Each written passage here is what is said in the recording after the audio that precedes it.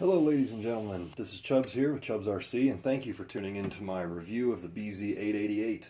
Now as usual, I'm a little bit late to this party. I know that the guy from Aussie RC and a whole bunch of other YouTube guys have already put up their reviews, but I just happened to pick up this buggy on sale for about $100 I believe, which is just simply too good of a bargain to pass up. So I'm going to do a quick review on this. So first of all, to get it out of the box, it comes packaged like so, nothing special. Remember, this is the 8th scale buggy, so it is quite a bit larger than a standard 1/10 scale. Look at this real quick. It comes with the standard Basher radio. It's cheap, it's ugly, it's big. I don't really like it, but hey, they throw it in for essentially free since the RTR and the ARR are only just a few dollars difference, if I remember right.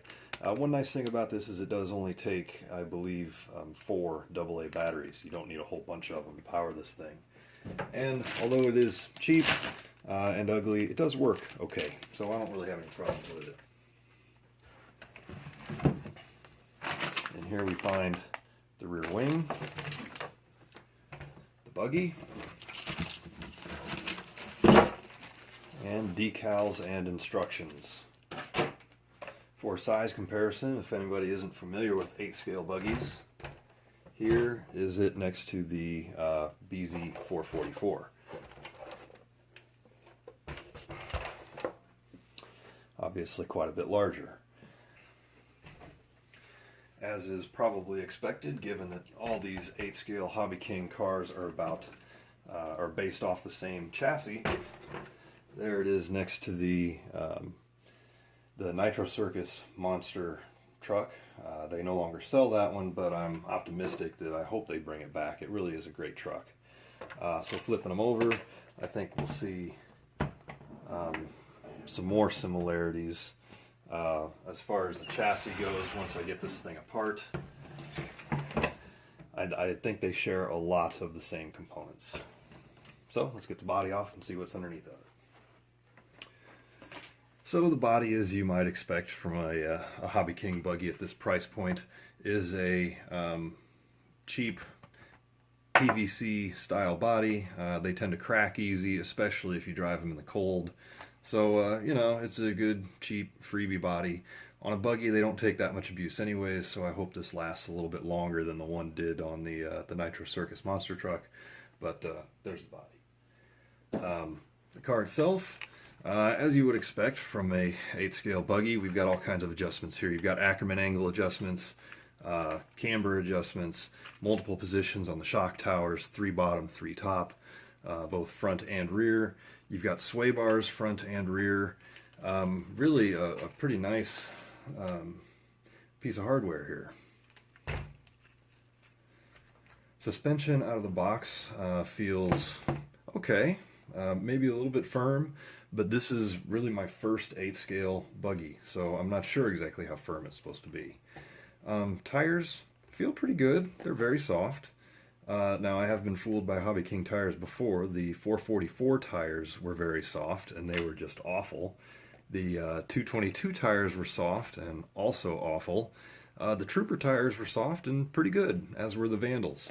So I don't know what we're going to get here, but we'll try them and see.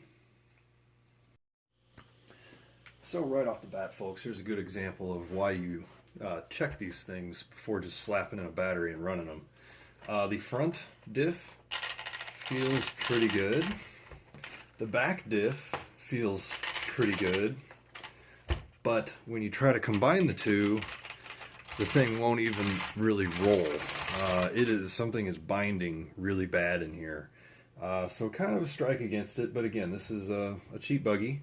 So I don't mind tinkering with this stuff, but if this was your first buggy and something like that happened and you chewed up your drivetrain before you even got a chance to run it, you'd probably be pretty mad. So just, you know, it's a strike against it, but just bear in mind when you buy something like this, you're going to have to go through it. So I will track down that problem and see what it is, and we'll try again. Okay guys, so I have now fixed my 888 binding problem. I will have another video up shortly, or maybe it's already up, of how to fix the front and rear wheels binding up where it doesn't roll. One more thing that I noticed while I was doing that fix, it really needs to be addressed. This servo wire, and I don't know if you can see it, but the servo wire is actually wrapped around the drive shaft, which is just a terrible idea in my opinion. Now it's a smooth drive shaft, it will probably be okay, but the bottom line is you've got a rotating metal shaft up against a wire, and eventually it's going to chafe and wear through.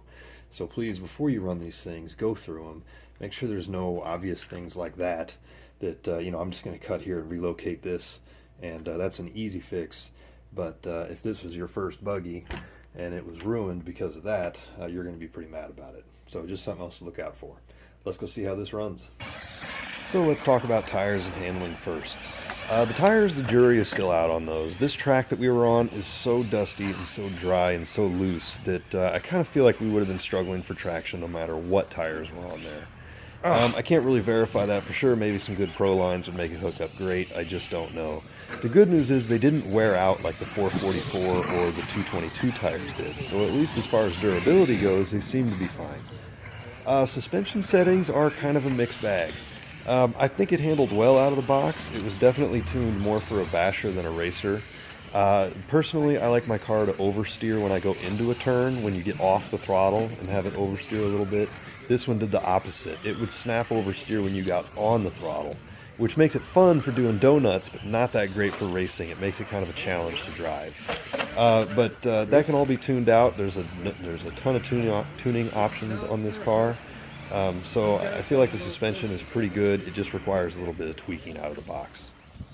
So let's talk about the power system now. The power system is not bad, nor is it especially good. For a basher, I think it's totally acceptable, and you can see on this track it gets around just fine. I don't have a problem with how fast it is. The only problem comes if you're actually going to plan on racing this thing. Most other 8-scale buggies are going to have a larger motor than this, probably a 40 or 42 millimeter in-runner. This one is a 36 millimeter in-runner, and when you compare it to its competition in the 8-scale market, it is a little underpowered. A lot of 8-scale buggies are going to clear pretty much every jump on this track, and as you can see, some of them I struggle to clear with this 888. I was hoping a gear change is all that it would take to get it a little speedier, but the motor is already a little warm, even with the stock gearing, so I don't really want to do that. The last problem I have with the stock power system are the brakes, and that is they're difficult to modulate. Not a problem, except in mid-air. When you go to adjust your attitude, it's kind of like an all or nothing thing. If you tap the brakes at all, it tends to want to nose over extremely bad. So it makes it a challenge to drive. So again, for a basher and for a casual track runner like what I'm doing here, the power system is fine. For a racer, I think they're going to be disappointed, and that's kind of a strike against it because you're going to end up sinking $100 into this budget buggy to get the power system up to snuff. Probably more than that, actually. How about if we hit up some durability next? So far, durability on this and the monster truck, which I'll show in just a minute, have been truly excellent. The best of all the Hobbyking cars that I have. There's no spur gear trouble like there was with the 1/16 scale stuff. There's no suspension trouble like with the 222 or belt trouble. Both this 888 and the Nitro Circus 8-scale truck have been completely bulletproof since I've got them, which is great. The one exception is that after running on this loose, silty, superfine dirt, some of the bearings were pretty rough, and I ended up replacing several of them and cleaning several more. So if you're going to be running in dusty conditions, I don't know if that's even a knock against it, because even name brand cars have that same trouble unless you get some really high-end bearings. So since I ran out of 888 footage, let's take a look at some 8-scale monster truck footage. This here is the 8-scale Nitro Circus MT, which Hobbyking no longer sells, but I sincerely hope that they will bring it back, because like the 888, this one is one of my favorites and gets used probably more than any of the others that I have. It's big, it's tough, it runs over stuff. It's just great for a backyard basher. It's not so great on the track. It's big, it's clunky, it doesn't handle very well, it bounces around. The list goes on and on. But it is a lot of fun to hustle around a track. And I feel like that same process also sort of applies to the 888. The 888 is never going to be a popular race platform, and I don't think Hobbyking ever intended it to. If you really wanted to race it, you'd end up replacing the power system and the servo and tires and doing suspension tweaks, and by the time you were done with all that stuff, you're probably better off just putting your money into a name brand buggy. But for a casual backyard basher, or like what I'm doing here, just casual track running, the 888 and this monster truck really represent an outstanding value. They do everything you expect an 8-scale buggy to do. They're big, they're fast, they're tough. And they do it at a price that's around half that of its next cheapest competition. I thought I was going to get out of that. Now remember those setup issues that I mentioned right out of the box, the diff shimming and the servo wire being wrapped around a drive shaft? I feel like those are actually pretty big knocks against this, because if you are a casual basher and you encounter those problems and you don't fix them, you're going to end up with a dead buggy really quick. And then the cheapest price in the world is not going to make you feel better about it. So I hope that those issues have been fixed. Besides those, as long as you go through this and fix them before you start running it, I feel like this is really a great buggy and a great value.